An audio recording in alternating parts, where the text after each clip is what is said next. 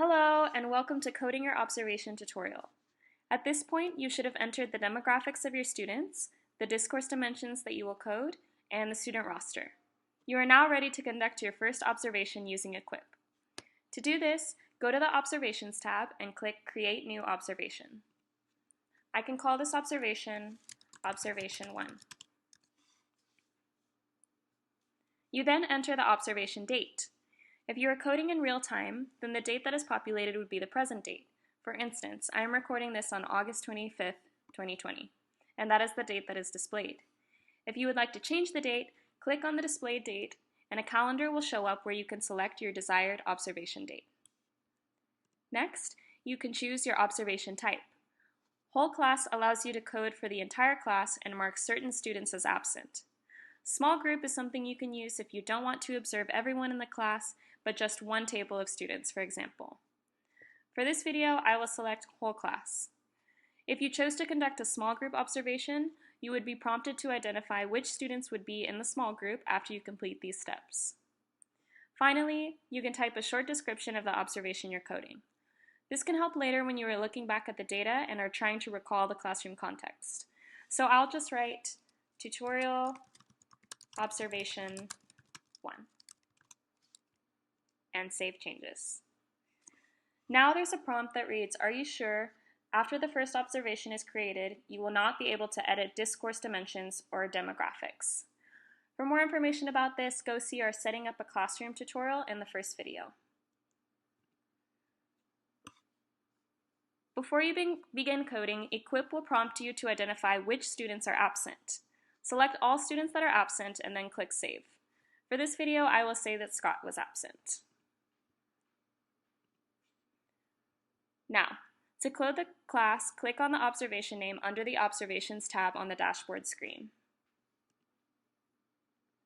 You will be directed to a live observation page where you will see the student roster with absent students' names grayed out.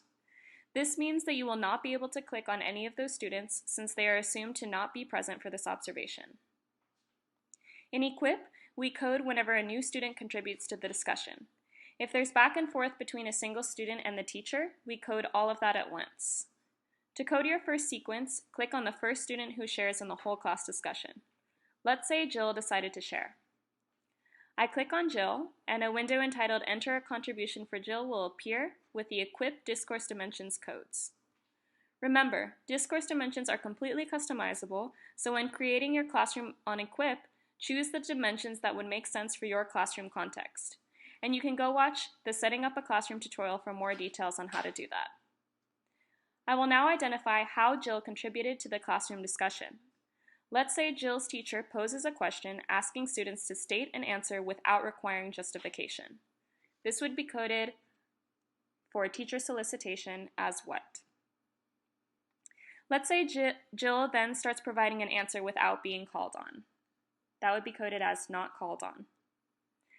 Jill's response is long, 2+ sentences. Jill's response justifies the reasoning behind the answer she provided. This would be coded for student talk as why.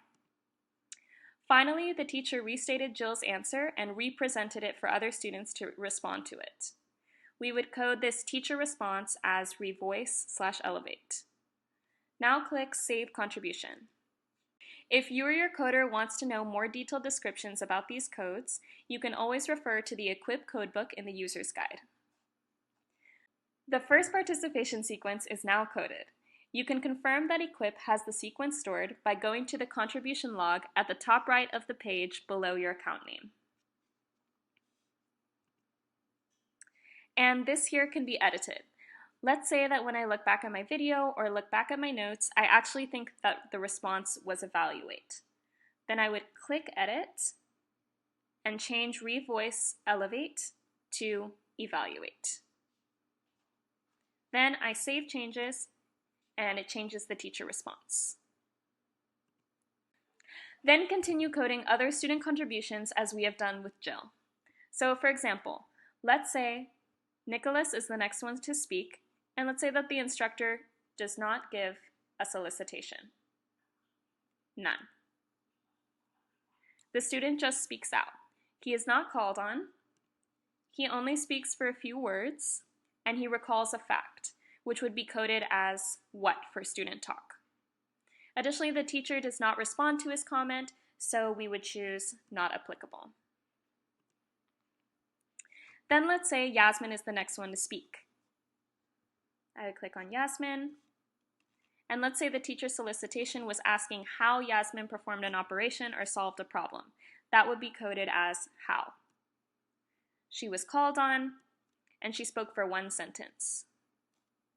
Let's say that Yasmin explained the steps she took to solve the problem, so student talk would be coded as how. And the teacher responded with, yes, good job. That would be coded as evaluate.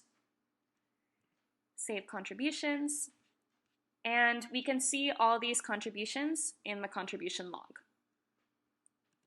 When you're finished, you can simply click on the Analysis button at the top of the page to view the classroom analytics.